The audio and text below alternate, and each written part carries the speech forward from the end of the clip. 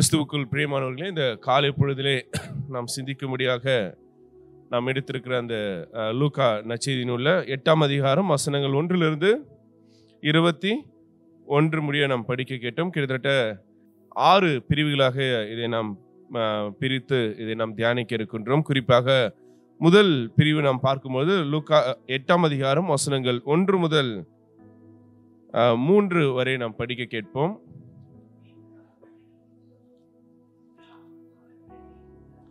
இந்த லூக்கா 8ஆம் அதிகாரம் எப்படியாக தொடங்குகிறது என்றால், இயேசுவோடு அநேக சீடர்கள் இருந்திருக்கிறார்கள். அந்த சீடர்களில் பெண் சீடர்களும் அநேகர் இருந்திருக்கிறார்கள். குறிப்பாக அதில் ஒரு சிலருடைய பெயர்கள் நமக்கு பதிவு செய்யப்படுகிறது.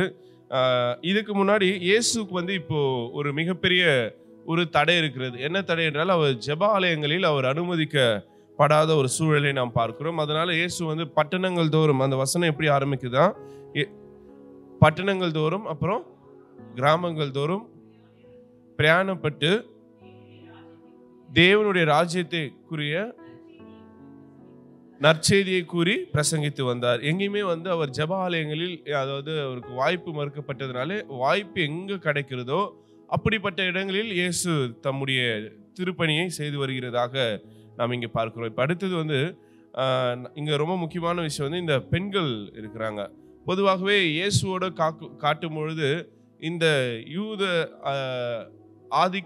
ஆணாதிக்க சிந்தனையில பொதுவாகவே பெண்களுடைய பங்களிப்பை இவங்க ரொம்ப குறைவதாக காட்டியிருக்கிறாங்க. ஏன்னா இயேசுடத்துல அநேக பெண்கள் இருந்ததாகவும் அநேக பெண்கள் இயேசுவுக்காக வல்லமையாக ஊழியம் செய்ததாக வரலாற்றில் இருக்கிறது. ஆனால் திருமறையில் அவர்களுடைய பங்களிப்பு கொஞ்சம் இருட்டடிப்பு செய்யப்பட்டதுதான் உண்மை. காரணம் என்னவென்றால், யூத சமுதாயத்தினர் இப்படிப்பட்ட பெண்களை முன்னிலை நிறுத்துவதில் அவங்க ஏற்றுக்கொள்வது கிடையாது. அதை மீறியும் ஒரு சிலரை லூக்கா இங்க பதிவு செய்கிறதா பார்க்கிறோம். அதுல முதலாவது வருகின்ற பெண்மணி மகதலேனா மரியாள். பொதுவாகவே இவர்கள் யார் என்றால், ஒரு புறம் யார் சொல்றாங்க, மாத்தாள் மரியாள் அப்படின்றாங்க. இன்னொன்று பக்கம் இவங்க மகதலேனா நாட்டை சார்ந்த மரியாள் அப்படின்னு சொல்றாங்க. இன்னொன்னு, இவங்க கிட்டதான் இயேசு கிறிஸ்து 7 பிசாசுகளை துரத்தியவர் என்றும் அவருடைய வாழ்க்கை ஒரு இரண்ட வாழ்க்கையாக இருந்திருக்க கூடும் என்றும் தகவல்கள் இருக்கிறது. நிறைய மரியாள் இருந்ததுனால நமக்கு கன்ஃபியூஷன் இருக்கிறது. ஒரு சிலர் என்ன சொல்றாங்க, அந்த விபச்சாரத்தில் பிடிக்கப்பட்ட பெண் இவரா இருக்கலாம் அப்படின்றாங்க. ஆனா அதுக்கு சாத்தியக்கூறுகள் ரொம்ப குறைவுதான் அப்படின்னு பார்க்கும்போது. ஏன்னா இவங்க ரொம்ப பெரிய பணக்காரர். யார் என்றால் மகதலேனா மரியாள். இவர்கள் ஏன் அப்படிப்பட்ட ஒரு நிலைமையில் இருக்கணும்ன்ற ஒரு கேள்வியும் நமக்கு இருக்கிறது. ரைட், யாரா இருந்தாலும் ஒரு பெண் இருக்காங்க. அந்த பெண் யாருன்னா மகதலேனா மரியாள். அவர்கள் இயேசுவோடு இணைந்து நிறைய திருப்பணி செய்கிறதாக நாம் பார்க்கிறோம். அடுத்தது, அவர்களை பொறுத்த மட்டும் அவர்களுக்குள்ளாக பொல்லாத ஆவி இருந்தது. அவர்கள் பாவியாக கருதப்பட்டார். இது இவர்களை பற்றியான ஒரு சின்ன குறிப்பாக இருக்கிறது. இப்ப அடுத்தது நீங்க வாசித்தீங்கன்னா, ஒரு புறம் யூத பெண், பாவியாக கருதப்பட்ட பெண் ஒரு பக்கம் இருக்கிறாங்க. மறுபுறத்துல நாம் பார்க்கும் பொழுது யார் இருக்கிறாங்க பாருங்க, 3ஆம் வசனத்துல. இப்ப மிகப்பெரிய பணக்காரர்கள் இயேசுவோடு இருந்து ஊழியம் செய்து வருகிறார்கள். அதுல ரொம்ப முக்கியமானவங்க ஏரோதுடைய மாளிகையில் மேற்பார்வையாளராக இருக்கிற யார், அவருடைய பேரு கூசாவுடைய மனைவியாக யோவானா. இப்ப இந்த யோவானான்றவங்க இவங்க அதிகாரம் நிறைந்தவர்களாக, பணம் நிறைந்தவர்களாக இருக்கிறாங்க அப்படின்னு நமக்கு வசனம் சொல்கிறது. அப்போ 2 மட்டத்துல இருந்து மக்கள் இயேசு கூட இருக்கிறாங்க. ஒரு புற பக்கம் ஏழை எளியர்கள் இருக்கிறாங்க, பாவியாக கருதப்பட்டவர்கள் இருக்கிறாங்க. மறுபுறத்துல ரோம அதிகாரிகளுக்கு நெருக்கமானவர்கள் இருக்கிறாங்க, அரசருக்கு நெருக்கமானவர்கள் இருக்கிறார்கள், பணக்காரர்கள் இயேசு கூட இருக்கிறாங்க. இது எதற்கு அடையாளம் என்றால், ஏசாயால ஒரு வசனம் இருக்கு தெரியுங்களா, அதாவது மெஸ்ஸியாவுடைய காலகட்டத்துல ஆடும் இதுவும் என்ன பண்ணும், ஓனாயும் ஒன்னா இருக்கும், மாடும் சிங்கமும் ஒன்னா மேயும், அந்த மாதிரி இருக்குங்க பாருங்க. அதாவது பாரடாக்ஸ்னுவாங்க. இதுவும் ஒண்ணுமே சேர முடியாது. ஆனா சேருறதுக்கான வாய்ப்பை ஏற்படுத்தி கொடுப்பதுதான் இறையாட்சி அப்படின்னு சொல்லுவாங்க. அதுதான் கிங்டம் ஆஃப் காட் அப்படின்னு சொல்லுவாங்க. இங்க அதுதான் நடக்குது. இயேசு கூட பாருங்க, ஒரு எக்ஸ்ட்ரீமான மக்கள் இருக்கிறாங்க, ஏழை எளிய ஒடுக்கப்பட்ட மக்கள் இயேசு கூட இருக்கிறாங்க. அதே மாதிரி பணக்காரர்கள், அதிகாரம் நிறைந்தவர்கள், செல்வாக்கு நிறைந்த மக்களும் யார் கூட இருக்கிறாங்க, இயேசு கூட இருக்கிறாங்க. அதிலும் பெண்கள் இருக்கிறாங்க. பெண்களிலும் பாவியாக கருதப்பட்ட பெண்கள் ஒரு புறம் இருக்கிறாங்க, உயர்ந்த இடத்துல இருக்கிற பெண்களும் இயேசுவோடு இருந்து ஊழியம் செய்கிறதாக நாம் பார்க்கிறோம். ஏன்னா இந்த சின்ன சின்ன குறிப்புகளை தான் இயேசு கூட யாரெல்லாம் இருக்கிறாங்கன்றத நம்ம பெருசா கற்றுக்கொள்ள முடிகிறது. அவரோடு இணைந்து யோவானாவோடு இணைந்து சூசனாவும் இருக்கிறார்கள். ரைட். அடுத்தது வாசிக்கும் போது இவர்கள் தங்கள் உடைமைகளை கொண்டு அவருக்கு பணிவிடை செய்து வந்தார்கள். அப்படின்னா ஃபினான்ஷியலா இயேசுக்கு என்ன பண்ணியிருக்காங்க, இவங்கெல்லாம் ஹெல்ப் பண்ணியிருக்காங்க. உடைமைகள்லாம் நம்ம என்ன சொல்றோம், பணம் அந்த மாதிரி காரியங்களை கொண்டு இயேசுவுக்கு ஊழியம் செய்து உதவி செய்து வந்திருக்கிறதாக நாம் பார்க்கிறோம். அப்போ இந்த இடம் வந்து ரொம்ப முக்கியமான ஒரு வசனம், இந்த லூக்கா 8ஆம் அதிகாரம் வசனங்கள் 1-3 வரை. ஏன்னா இந்த பகுதிகளில் தான் பெண்களுக்கு ஒரு சின்ன முக்கியத்துவம் கொடுக்கப்படுகிறதாக நாம் பார்க்க முடிகிறது. ரைட். அடுத்தது இப்போ 4வது வசனத்திலிருந்து 8ஆம் வசனம் வரை பார்த்தீங்கன்னா இந்த விதைப்பருடைய ஊமை குறித்து இயேசு பேசுகிறதாக பார்க்கிறோம். 4ஆம் வசனத்தை வாசிங்க. சகல பட்டணங்களிலும் இருந்து திரளான ஜனங்கள் இயேசு இடத்தில் வந்து கூடிய பொழுது அவர் ஊமையாக சொன்னது, விதைக்கிறவன் ஒருவன் விதையை விதைக்க புறப்பட்டான். அவன் விதைக்கையில் சில விதைகள் வழி அருகே விழுந்து மிதிப்பட்டன. ஆகாயத்து பறவைகள் வந்து அவைகளை பட்சித்தன. சில விதைகள் கற்பாறையின் மீது விழுந்தன. அது முளைத்த பின்பு அது ஈரமில்லாததினால் உலர்ந்து போயிற்று. சில விதைகள் முள்ளுள்ள இடங்களில் விழுந்தது. முள் கூடவே வளர்ந்து அதை நெருக்கி போட்டது. இன்னும் சில விதைகளோ நல்ல நிலத்தில் விழுந்தது. அது முளைத்து 100ஆக பலன் கொடுத்தது என்றார். இப்போ இந்த உவமை வந்து எல்லாருக்கும் தெரிந்த உவமை. ஒரு விதைக்கிறவன் அந்த விதையை விதைக்க போகும்போது அந்த விதைகள் பல இடங்களில் விழுகிறதாக நாம் பார்க்கிறோம். இந்த காமன் கிரவுண்ட் அப்படின்னு பொதுவான இடத்துல இந்த விவசாயம் செய்யக்கூடிய இடம் வந்து இந்த விவசாயத்தை சுற்றிலும் அந்த இது போட்டு வச்சிருப்பாங்க. அதாவது நடந்து போகிறதுக்கான நம்ம ஊர்ல என்ன சொல்லுவாங்க, அதுக்கு வாய்க்கா இல்ல பாத்தி, அந்த இது அந்த வரப்பு என்ன பண்ணிருப்பாங்க, போட்டு வச்சிருப்பாங்க. இப்ப இந்த வரப்புல வந்து முதல்ல வந்து என்ன பண்ணுகிறது, விதை விழுகிறது. அந்த முதல் விதை விழுந்த விதை வந்து எங்க விழுகிறது என்றால் வழியோரமாக விழுகிறது அப்படின்றாங்க.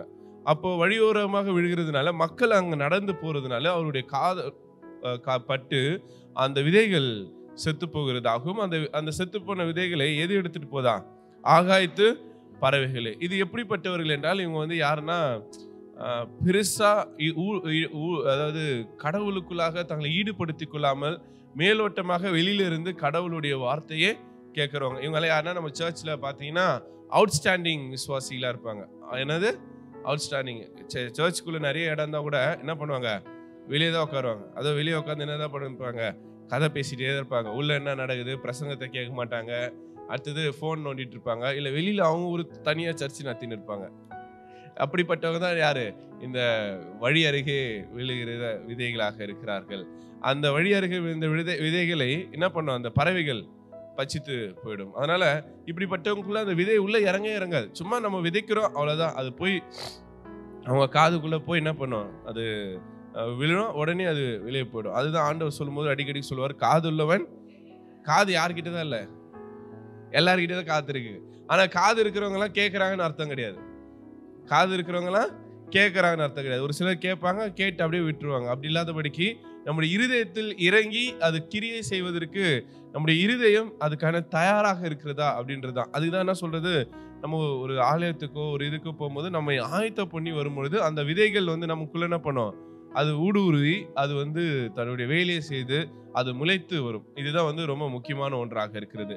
இப்ப அடுத்தது விதை எங்க விழுகிறது என்றால் வேறு சில விதைகள் 6ஆம் வசனம் சொல்கிறது, பாறைகள் மீது. இந்த பாறை என்பது பொதுவாகவே யூத அந்த எருசலேம் பகுதியை பத்தி நம்ம பேசணும். பாலஸ்தீன பகுதி, அங்க நிறைய இந்த லைம் ஸ்டோன் சொல்லக்கூடிய கற்கள் நிறைய இருக்கு. லைம் ஸ்டோன்னா இந்த சுண்ணாம்பு கற்கள் சொல்றாங்க பாருங்க, அந்த மாதிரி பாறைகள் அதிகம் இருக்கிற இடம். இந்த வயல்வெளிகளிலும் இந்த பாறைகள் இருக்கும். அந்த பாறைகளை வந்து நிலத்தை உழும் போது அவையில எடுத்து என்ன பண்ணி வைப்பாங்களா, ஓரங்கள்ல அடுக்கி வைப்பாங்க. அந்த வரப்பு ஓரங்களை என்ன பண்ணுவாங்க, இந்த பாறைகளை அடுக்கி வைப்பாங்க. ஏன்னா அந்த வரப்புனா ஆயிடக்கூடாது, சனிஞ்சு உள்ள வரக்கூடாதுன்றதுக்காக அடுக்கி வைப்பார்கள். இப்ப இது என்ன ஆகுதுன்னா, வழியிலிருந்து கொஞ்சம் தள்ளி இந்த பாறைகள் மேல என்ன பண்ணுது, விழுகிறது. பொதுவாக இந்த சுனாமி கற்கள் வந்து பார்த்தீங்கன்னா வெயிலை பிரதிபலிக்கக்கூடிய ஆற்றல் நிறைந்தது. கொஞ்சம் உஷ்ணம்னாலே அது வந்து பிரதிபலிக்க ஆரம்பிச்சிடும். அப்படிப்பட்ட இந்த சுனாமி கற்கள் மீது, இந்த பாறைகள் மீது இந்த விதைகள் என்ன பண்ணுது, விழுகிறது. இப்ப இந்த விதை விழுந்த உடனே என்ன நடக்குது? 6ஆம் வசனத்துல பாருங்க. அது முளைக்கிறது. காரணம் என்னவென்றால், அந்த பாறைகளுக்குள்ளாக இருக்கிற ஈரத்தன்மையும் அதுல இருக்கிற கொஞ்சம் கொஞ்சம் அந்த ஈரத்தை வைத்துக்கொண்டு இது முளைக்கிறதுக்கு வாய்ப்பு இருக்கிறது. ஆனால் முளைத்த பிறகு என்ன நடக்குதா, வேறு உள்ள போக முடியுமா? ஈரம் இல்ல, தேவையான ஈரப்பதம் இல்லாததுனாலும் அதுனா இது உலர்ந்து போகிறதாக நாம் பார்க்கிறோம். இது எப்படிப்பட்டவர்கள்னா, உள்ளதான் இருப்பாங்க, ஆனா உள்ள இறங்கதான், அதாவது சர்ச்சுக்குள்ளதான் இருப்பாங்க. அவங்களுக்குள்ள போகும், ஆனால் போதுமான ஈரம் இல்லாத தன்மையினால, போதுமான ப்ரிப்பரேஷன் இல்லாத தன்மையினாலே அந்த முளைத்த விதை என்பது என்ன ஆகுதான், உலர்ந்து போகிறதாக இருக்கிறது. காரணம் என்னவென்றால், இவர்கள் கடவுளுடைய வார்த்தைக்கென்று தங்களை ஆயத்தப்படுத்திக் கொள்ளாதவர்களாக இருக்கிறார்கள். இவர்கள் கேட்கிறாங்க, உள்ள இறங்குது, முளைக்கிறது, முளைத்தது வளருது தக்கதான தொடர்ந்து என்ன பண்றது கிடையாது. அவங்க கிட்ட வேறு வளருவதற்கான அந்த இருதயத்தில் இடம் இல்லாததுனாலே அந்த முளைத்த விதையானது கருகி போகிறதாக நாம் பார்க்கிறோம். தொடர்ந்து வாசிங்க. இது எப்படிப்பட்டது என்றால், உலகத்தின் மீதும் கடவுளின் மீதும் சமமாக ஆசை கொண்டவர்களுடைய நிலமாக இருக்கிறது. அவங்களுக்கு ஒரு புறம் உலகத்தின் காரியங்களும் தேவைப்படுகிறது, மறுபுறம் கடவுளுடைய காரியங்களும் தேவைப்படுகிறது. அப்படிப்பட்டவங்களுக்கு இப்ப வந்து இங்க வருவாங்க, நல்லா வசனங்களை கேட்பாங்க, அப்படியே அந்த விதைகளை உள்ள இறக்கி கொள்வாங்க, அந்த விலை முளைத்து வெளியே வரும். ஆனா இதே உலகத்துக்கு போகும்போது உலகத்துடைய கவலைகள் அதை விட அதிகமாகி அந்த முளைத்த செடிகளை என்ன பண்ணிடாது, நெருக்கி போட்டுரும். அப்படிப்பட்ட மனிதர்களை குறித்து தான் இந்த உவமை சொல்லுகிறதாக நாம் பார்க்கிறோம். ஒரு புறம் விதையும் வளர்கிறது, மறுபுறம் முட்செடி இருக்கிறது. ஆனா முட்செடியுடைய ஆற்றல் அதிகமா இருக்கிறது, அதோடைய ஸ்ட்ரென்த் அதிகமா இருக்கிறதுனால முட்செடிகள் இந்த விதைகளை அழித்து போடுகிறதாக நாம் பார்க்கிறோம். தொடர்ந்து அடுத்தது வாசிங்க. கடைசியா, சில விதைகள் நல்ல நிலத்தில் விழுகிறதாகவும், அந்த விழுந்த நிலம் வந்து அந்த விதைகள் வந்து 100ஆக கனிகளை கொடுக்கிறதா பார்க்கிறோம். இந்த 100ஆக கனி கொடுக்கிறவர்கள் யார் என்றால், கடவுளுடைய வார்த்தைக்கு தங்களை முழுமையாக ஆற்றல் படுத்தி, தங்களை தகுதிப்படுத்தி, தங்களை தயார்படுத்தி கொண்டவர்களாக இருக்கிறார்கள். இவர்கள் அந்த வார்த்தையை கேட்ட உடனே அப்படியே அதை எடுத்துக்கொள்கிறார்கள். அதுல ஈரம் இருக்கிறதுனால அது உடனே முளைக்கிறது, அது நல்லா வளர்கிறது, நல்லா தன்னுடைய கனிகளை கொடுக்கிறது அப்படின்னு சொல்லி இந்த உவமையை இயேசு முடிக்கிறதாக பார்க்கிறோம். இப்போ 9ஆம் வசனத்தை பார்க்கும்போது ஒரு கேள்வி இருக்கிறது. எதுக்கு இயேசு வந்து உவமைகளால மக்களிடத்துல பேசுகிறார், நேரடியாக அதோடைய கருத்துக்களை சொல்லிட்டு போலால அப்படின்னு ஒரு கேள்வி இருக்கிறது. அதுக்கு இயேசுடைய தரப்புல என்ன பதில் வருது பாருங்க. 9ஆம் வசனத்துல, அப்பொழுது அவருடைய சீடர்கள் இந்த உவமையுடைய கருத்து என்ன என்று அவரிடத்தில் கேட்கிறாங்க. ஏன்னா அவங்களுக்கு புரியல. ஆனா இது ரொம்ப எளிமையான ஒரு உவமைதான். ஆனா அவருடைய சீடர்களால் விளங்கி கொள்ள முடியல. ஏன்னா அவங்க ஒரு சாதாரண மக்கள். அடுத்தது இயேசு என்ன நோக்கத்துக்காக இதை சொல்லுகிறார் என்று அவருடைய வாயிலே கேட்கலாம் அப்படின்னு அவங்க என்ன பண்றாங்க, முயற்சி செய்கிறாங்க. அதுக்கு இயேசு என்ன சொல்றாரு பாருங்க. அதற்கு அவர், தேவனுடைய ராஜ்யத்தின் ரகசியங்களை அறியும்படிக்கு உங்களுக்கு அருளப்பட்டது, மற்றவர்களுக்கோ கண்டும் காணாதவர்களாகவும் கேட்டும் உணராதவர்களாகவும் இருக்கத்தக்கதாக அவைகள் உவமைகளாக சொல்லப்படுகிறது. இது என்னன்னா, இயேசு வந்து இசையா இறைவாக்கினர் நூலிலிருந்து ஒரு வசனத்தை மேற்கோளிட்டு காட்டுகிறார். ஏசாயா 6ஆம் அதிகாரம் 9ஆம் வசனத்தை எடுத்து பாருங்க. ஏசாயா 6:9. இவர்கள் தங்களுடைய கண்களால் காணாமலும் தங்களுடைய காதுகளாலும் கேளாமலும் உணர்ந்து குத்தப்படாமலும்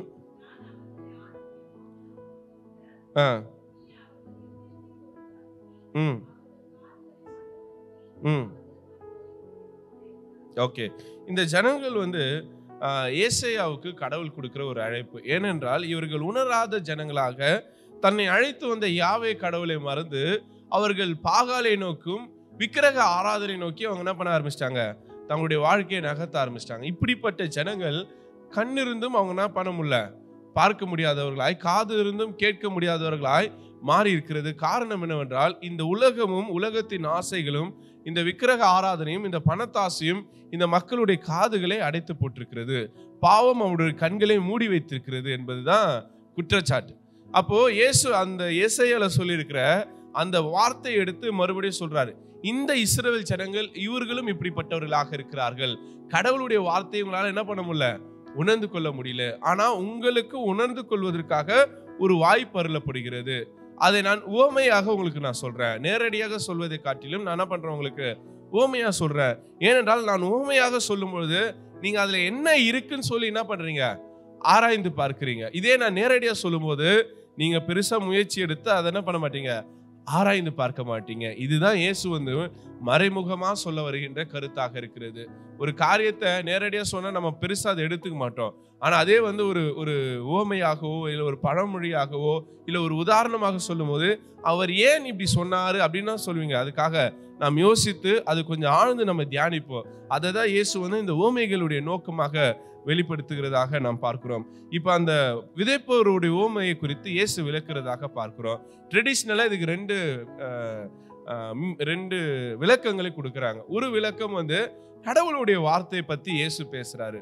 அதாவது கடவுளுடைய வார்த்தை இப்ப நான் சொன்ன பாருங்க, சர்ச்ல வந்து பிரசங்கம் வருது, கேட்கறாங்க கடவுளுடைய வார்த்தை எப்படி செயல்படுகிறது அப்படின்றது.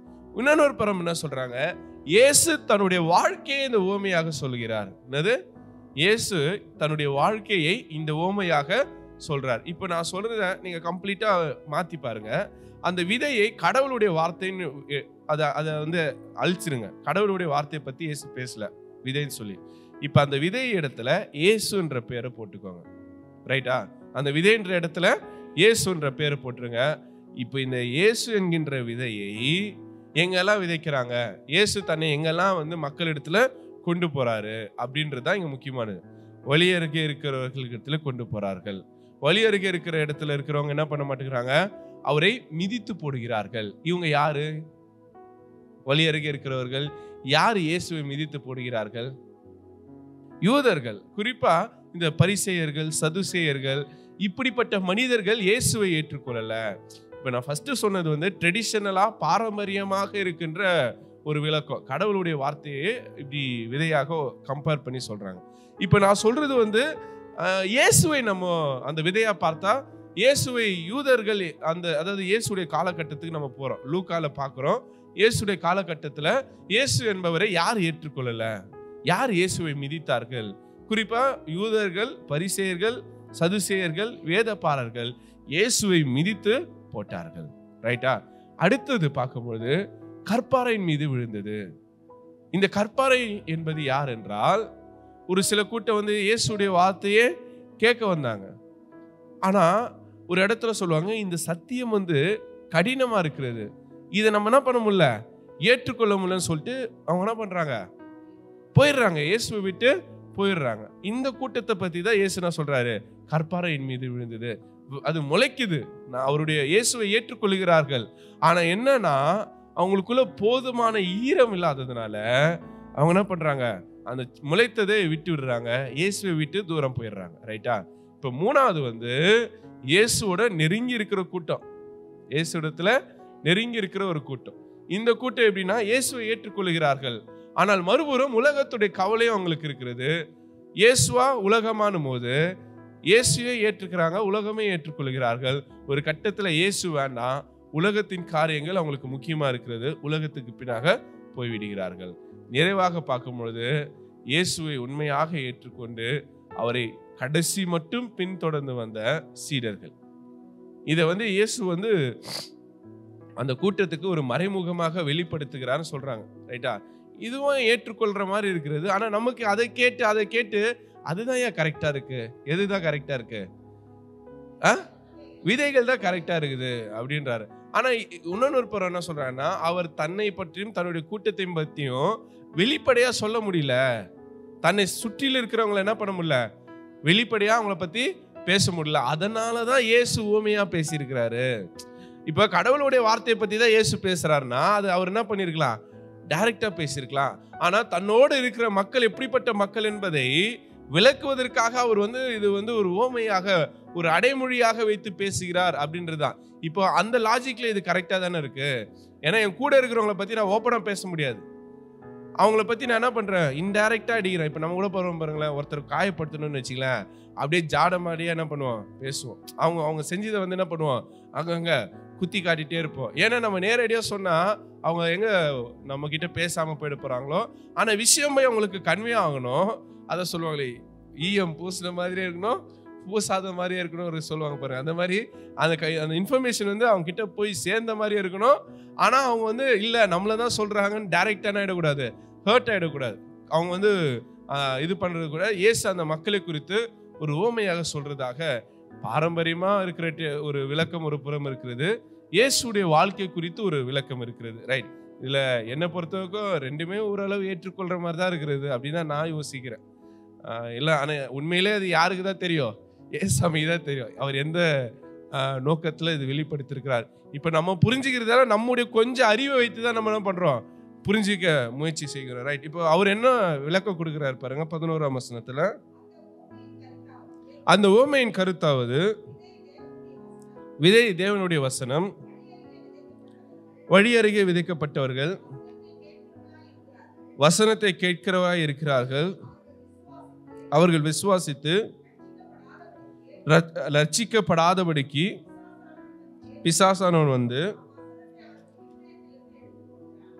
ரைட். இப்போ இதுதான் தேவ வார்த்தையாக தான் லூக்கா இதை விவரிக்கிறார். ரைட்டா, இந்த லூக்கா விவரிக்கும் போது என்ன சொல்றாருன்னா, இயேசுடைய அந்த உவமையுடைய அர்த்தத்தை அவர் இப்படியாக வெளிப்படுத்துகிறார். அது வந்து கர்த்தருடைய வார்த்தைக்கு அது ஒப்பா இருக்கிறது. விதை என்பது அவனுடைய அழகை வந்து பிசாசு வந்து என்ன பண்றான், அந்த வார்த்தையை எடுத்து போட்டுறான். இங்க என்ன பண்றாங்கன்னா, பிசாசுக்கு ஒரு இமேஜ் கொடுக்குறாங்க. பிசாசுடைய வேலை என்னன்னா, கடவுளுடைய வார்த்தையை எடுத்துட்டு போறது. இங்க பிசாசு எல்லாம் கிடையாது.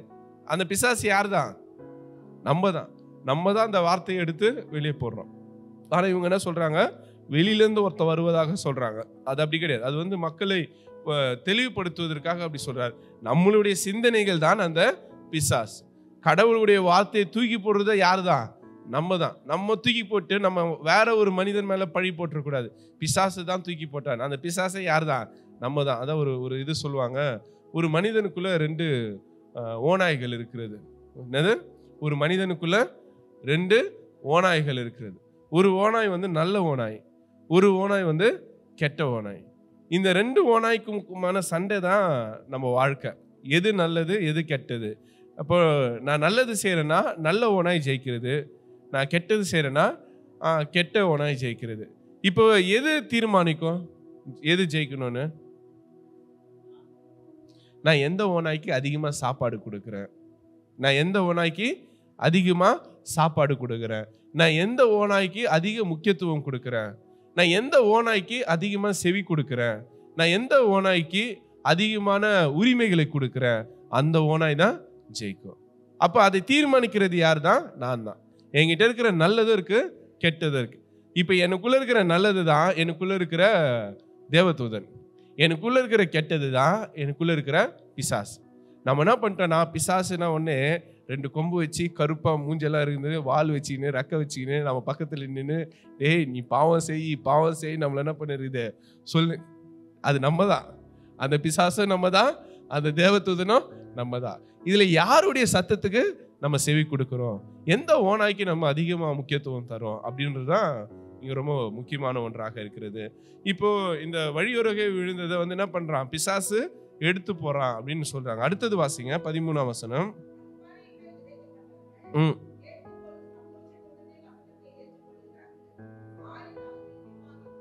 ரைட், சோதனை வரும்பொழுது இப்படிப்பட்ட ஜனங்கள் என்ன ஆயிடுறாங்கன்னா பின்வாங்கி போயிடுறாங்க. நம்ம ஆளுங்க கூட நேற்று கூட நம்ம அந்த விசுவாசத்தை பத்தி பேசணும். நிறைய பேர் வந்து, ஐயா எனக்கே பேசின மாதிரி இருந்தது, ஏன் நேற்று அந்த விசுவாசத்தை பத்தி எனக்கே பேசின மாதிரி இருந்ததுன்னா, எல்லாருக்கும் பேசின மாதிரி தான். ஏன்னா எல்லாருக்குமே அந்த பிரச்சனை இருக்கு. எந்த பிரச்சனை, சோதனை வந்தா அந்த விசுவாசம் குறைஞ்சு போயிடுது.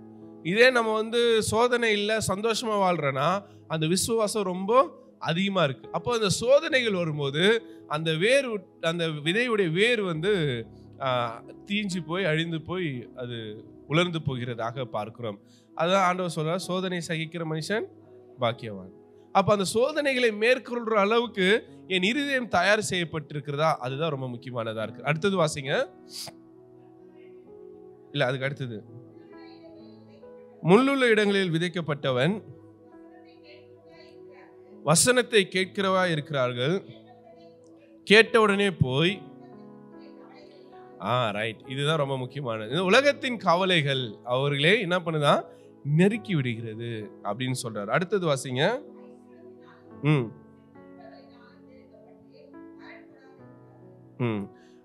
இதுதான் வந்து இது ட்ரெடிஷனலா கொடுக்கப்படுகிற ஒரு விளக்கமாக இருக்கிறது. ஆனால் இது ஊடாகவே இயேசு இதுக்குள்ள வந்து அந்த ஒரு விளக்கத்தையும் அவர் வைத்திருக்கிறாருன்னு அறிஞர்கள் சொல்றாங்க. அதை ஏற்றுக்கொள்ளும் வகையில தான் இருக்கிறது. இயேசு தன்னை விதையாகவும் அந்த நிலங்கள் யூத மக்களை குறித்து அவர் பேசுவதா இருக்கிறது. ஸோ இந்த ஓமை இங்கே நாம் முடிவடைகிறது. அடுத்தது 16ஆம் வசனத்துக்குள்ளாக நாம் கடந்து செல்லலாம். அடுத்த ஓமையை இயேசு அவர்களிடத்தில் சொல்றார். எவரும் விளக்கை ஏற்றி அதை ஒரு பாத்திரத்தால் மூடவும் மாட்டான், கட்டிலின் கீழ் வைக்கவும் மாட்டான். உள்ளே பிரவேசிக்கிறவர்கள் அதை வெளிச்சத்தை காணும்படிக்கு அதை விளக்கின் தண்டின் மீது வைப்பான். ரைட். இப்போ இது வந்து என்னன்னா, இந்த இது வந்து 4 இதுலயுமே வந்திருக்குது இந்த ஊமை. இந்த ஊமை மத்தேயுல பாத்தீங்கன்னா 5ஆம் அதிகாரம் 15ஆம் வசனத்துல வருது, லூக்கால 11:33 வருது, யோவான்ல 8:12 வருது. 4 நற்செய்தி நூல்களிலும் வரக்கூடிய ரொம்ப முக்கியமான ஊமை வந்து இந்த விளக்கு தண்டு ஊமை. ஒருவேளை மறுபடியும் சொல்றேன். மத்தேயு 5:15, லூக்கா 11:33, யோவான் 8:12, மார்க்கு 4:21. அதான் 4த்துலயுமே வந்திருக்கிறது. லூக்கால வந்து 2 முறை வந்திருக்கிறது பாருங்க. லூக்கா 8:16 வந்திருக்கிறது. அதே மாதிரி லூக்கா 11:33 வாசிங்க.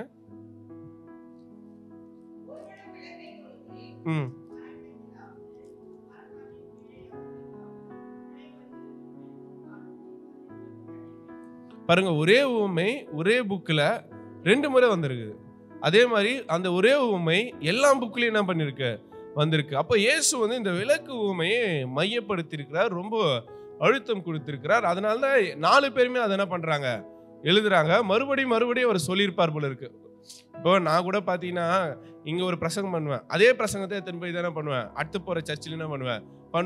ஒருவேளை இயேசு என்ன பண்ணிருப்பாரு, ஒரு ஊர்ல அந்த விளக்கை பத்தி பேசியிருப்பாரு, இன்னொரு ஊருக்கு போகும்போது மறுபடியும் அந்த விளக்கை பற்றி பேசியிருப்பாங்க. அதனால என்ன பண்ணிருப்பாரு லூக்கா 2 வாட்டி கூட அதை என்ன பண்ணிருக்கலாம், பதிவு செய்திருக்கலாம். இல்ல அந்த ஓமை ரொம்ப முக்கியமானது என்று என்ன பண்ணிருக்கலாம், எல்லாருமே யோசித்திருக்கலாம். சரி, அப்படி என்னதான் முக்கியமானதாக இதுல இருக்கிறது அப்படின்னு பாத்தீங்கன்னா, நீங்கள் உலகிற்கு ஒளியா இருக்கிறீர்கள். எதுல வருது இது? மத்தேயு 5:12 வாசிங்க பார்க்கலாம். இது வந்து மலை பிரசங்கத்துல ரொம்ப முக்கியமான ஒரு குறிப்பா இருக்கிறது. மத்தேயு 5 எத்தனை வந்து 5:16 ரைட். வாசிங்கம்மா. நீங்கள் உலகத்திற்கு வெளிச்சமா இருக்கிறீர்கள், மலையின் மீது இருக்கிற பட்டணம். ரைட். இந்த ஒளி என்பது இயேசுடைய பிரசங்கத்துல ரொம்ப முக்கியமான ஒன்றா இருக்கிறது. அதாவது டூயலிசம் சொல்லுவாங்க. இருள் ஒளி, வானம் பூமி, பரலோகம் நரகம், இந்த மாதிரி 2 வரும் நிறைய. அது மாதிரி நீங்க பைபிள பாத்தீங்கன்னா, பைபிள் இந்த நற்செய்தி நூல்கள்ல இந்த 2, அதாவது இரு தன்மைகள் சொல்லுவாங்க, நல்லது கெட்டது, அதாவது அழகு அழகின்மை. அந்த மாதிரி இந்த டூயலிசத்துல கடவுளுடைய தன்மை வெளிச்சமா பார்க்கப்படுகிறது, அழகை பிசாசுடைய தன்மை இருளாக பார்க்கப்படுகிறது. அதனால சொல்லுவாங்க, இருளில் இருக்கிற ஜனங்கள் பெரிய வெளிச்சத்தை கண்டார்கள். கடவுள் என்பவர் யாரா இருக்கிறார் என்றால் ஒளியாக இருக்கிறார். இந்த ஒளி யார் என்றால், இந்த ஒளி யாருக்குள்ள பிரகாசிக்கிறதோ அவர்கள் தான் உண்மையான ஒளியாக இருக்கிறார். இப்ப யோவான்ல கூட பாத்தீங்கன்னா, அவர் ஒளியல்ல, ஒளியை குறித்து சாட்சி கொடுக்க வந்தவராயிருக்கிறார். அப்போ இயேசு கிறிஸ்து தான் அந்த மெய்யான ஒளி. இப்ப இவங்க என்ன சொல்றாங்கன்னா, ஒருவன் விளக்கை ஏற்றி அடுத்தது என்ன பண்றாங்க, அதை பாத்திரத்தில் மூடுவதில்லை. பாத்திரத்துல மூடினா என்ன ஆகும், விளக்கு அணிஞ்சிரும். ஒரு பாத்திரத்தை எடுத்து நீங்க மூடினீங்கன்னா அந்த விளக்கு என்ன ஆயிடும், அணிஞ்சிரும். அடுத்தது விளக்கை ஏற்றி என்ன பண்ண மாட்டாங்க, கட்டில் கீழே வைக்க மாட்டாங்க. அடுத்தது விளக்கை ஏற்றி என்ன பண்ணுவாங்களா, விளக்கு தண்டின் மீது வைப்பாங்க. அப்படின்னு அர்த்தம்னா, நீங்கள் இயேசுவை ஏற்றுக்கொண்டீங்கன்னா நீங்க மறைமுகமா இருக்க மாட்டீங்க. நீங்க இயேசுவை உண்மையாக ஏற்றுக்கொண்டால் உங்களை நீங்கள் மூடி போட்டு உங்களை ஏமாற்றிக் கொள்ள மாட்டீர்கள். யாரெல்லாம் இயேசுவை ஏற்றுக்கொள்கிறார்களோ அவர்கள் உலகத்துக்கு தன்னை பிரகாசிப்பார்கள். அப்ப நிறைய பேர் என்ன பண்றாங்கன்னா, இயேசு இடத்துல இருக்கிறவங்க மறைமுக சீடர்களாக இருக்கிறாங்க. தங்களை மறைத்து மறைத்து காண்பித்துக் கொள்கிறார்கள். நீங்க அப்படி இருக்கக்கூடாது. நீங்க இந்த உலகத்துக்கு வெளிச்சமா இருக்கிறீங்க. நீங்கள் அந்த மெய்யான ஒளியை ஏற்றுக்கொண்டிருக்கிறீர்கள் என்றால் நீங்க உங்களுடைய ஒளியை மற்றவங்களுக்கு காட்டுங்கன்றதை தான் இயேசு என்ன பண்றாரு சொல்ல வர்றாரு. நீங்க யோசித்து பாருங்களேன், எத்தனை பேர் நமக்கு தெரிஞ்ச பைபிள்ல இயேசுவுக்கு மறைமுகமா சீடர்களாக இருந்திருக்கிறாங்க. முக்கியமா பாத்தீங்கன்னா யோவான் 4:5 இவர் வர்றாரு, நிக்கோதேமு இருக்கிறாரு, கொர்நேலியு இருக்கிறாங்க. இந்த மாதிரி நிறைய சீடர்கள் இயேசுவுக்கு மறைமுகமா இருக்கிறார்கள். இயேசு என்ன சொல்ல வர்றாருன்னா, நீங்க அந்த ஒளியை ஏற்றுக்கொண்டீங்கன்னா அந்த ஒளி என்ன பண்ணும், எல்லாருக்கும் பிரகாசிக்கணும். அதை விட்டு அதை மறைத்து வைக்க கூடாது அப்படின்றத அவர் வெளிப்படுத்துகிறார். 17ஆம் வசனத்தை வாசிங்க.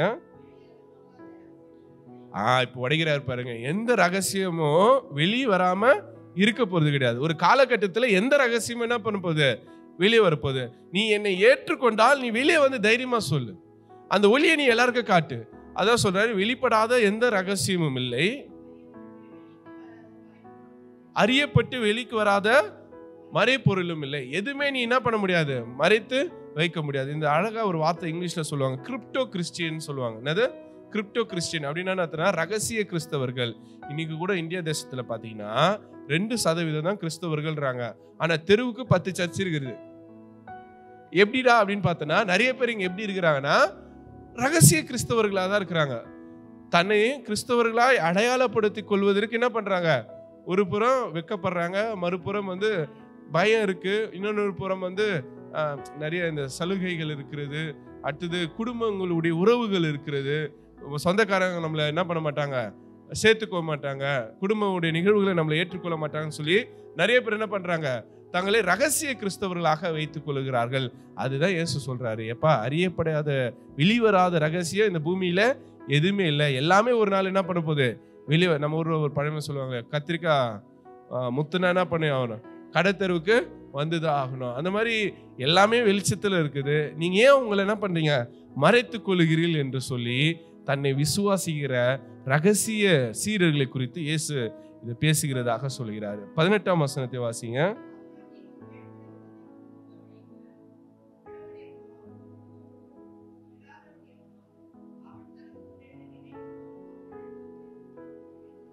இது பாருங்களேன், எதிரா இருக்கிறது. இல்லாதவங்களுக்கு தான் நம்ம என்ன பண்ணுவோம், கொடுப்போம். இருக்கிறவங்களுக்கு நம்ம என்ன பண்ண மாட்டோம், கொடுக்க மாட்டோம். என்ன சொல்றாரு, உள்ளவனுக்கு கொடுக்கிறாரு, இல்லாதவனுக்கு எடுத்துக்கொள்ளப்படுகிறார். இது எப்படி நம்ம புரிஞ்சுக்கிறது, ஒரு எதிர்மறையான ஒரு ஸ்டேட்மெண்டா இருக்கிறது. இது பொதுவாகவே நம்ம யாருக்கு கொடுப்போம், யாருக்கிட்ட இல்லைன்றோமோ அவங்ககிட்ட தான் கொடுப்போம். இவங்க இயேசு என்ன சொல்றாரு, இருக்கிறவங்க கிட்ட இருந்து என்ன பண்ண போறோம், இருக்கிறவனுக்கு இன்னும் கொடுக்க போறோம், இல்லாதவனுக்கு இருக்கிறத கூட என்ன பண்ண போறோம், எடுத்துக்க போறோம். அப்படின்னா அர்த்தம், நீங்க என்ன யோசிக்கிறீங்க இதை குறித்து? நிறைய தராரு, ரைட். அப்புறம் கவர்மெண்ட் பத்தி பேசுறாருன்றீங்களா? ஓகே, கவர்மெண்ட் வந்து அதாவது பணக்காரர்கள் ஆயிருக்கிறார்கள், ஏழைகள் இன்னும் ஏழைகள் ஆயிருக்கிறார்கள் அப்படின்ற மாதிரி. வேற சரி, வேணா ஒரு நாள் டைம் தரேன், இன்னைக்கு நல்லா யோசிங்க, நாளைக்கு இதை நம்ம என்ன பண்ணலாம், டிஸ்கஸ் பண்ணலாம். ஏன்னா இது வந்து ஒரு பெரிய ஸ்டேட்மெண்ட். ஏன்னா பொதுவாகவே நமக்கு என்ன பண்ணுவோம்னா, எப்போ அவன் இல்லாதப்பட்டவன் அவனுக்கு கூடுன்னு தான் பேசுவான். அவன் இருக்கிறான், அவனுக்கு என்னத்துக்கு கொடுக்குற, அவனுக்கு போய் குத்துனுக்கிறீங்க, அவங்ககிட்ட தான் அவ்வளோ இருக்கே அப்படின்னு சொல்லுவான். ஆனால் ஏசு இங்க வந்து என்ன சொல்றாரு, கம்ப்ளீட்டா மாத்தி சொல்றாரு. என்ன சொல்றாருன்னா, உள்ளவனுக்கு கொடுக்கப்படும், இல்லாதவனுக்கு உள்ளதையும் எடுக்கப்படும். ரைட். இதை வந்து என்ன பண்ணுங்க, இன்னைக்கெல்லாம் நீங்க உட்காந்து பாருங்க, யோசிங்க. நாளைக்கு இதை கொஞ்சம் நம்ம என்ன பண்ணலாம், டீட்டெயில்டாக இதை நம்ம டிஸ்கஸ் பண்ணலாம். ரைட்டா? சரி, இப்போ அடுத்தது 19 இருந்து 21 வரை பார்த்தீங்கன்னா, தன்னுடைய தாயாரும் தன்னுடைய சகோதரர்களுக்கு இடையே இருக்கின்ற ஒரு உறவை குறித்து இயேசு வெளிப்படுத்துகிறார்.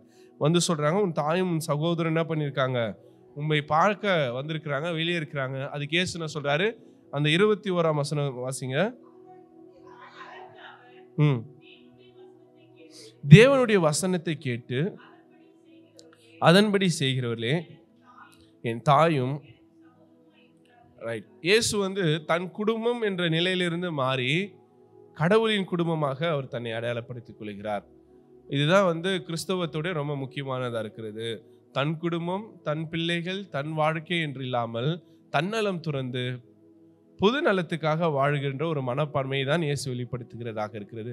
இயேசு என்ன சொல்றாரு? யார் என் சகோதரன், யார் என் தாய், யாரெல்லாம் கடவுளுடைய சித்தத்தின்படி செய்கிறார்களோ அவங்க தான் என் தாய், அவங்க தான் என் சகோதரர்களாக இருக்கிறார் அப்படின்னு சொல்லி இப்போ தன்னுடைய உறவுகளாக தம்மோடு இருக்கிறவர்களை அடையாளப்படுத்துகிறவராக இருக்கிறார். இதோடு இந்த பகுதியை நாம் முடிக்கிறோம்.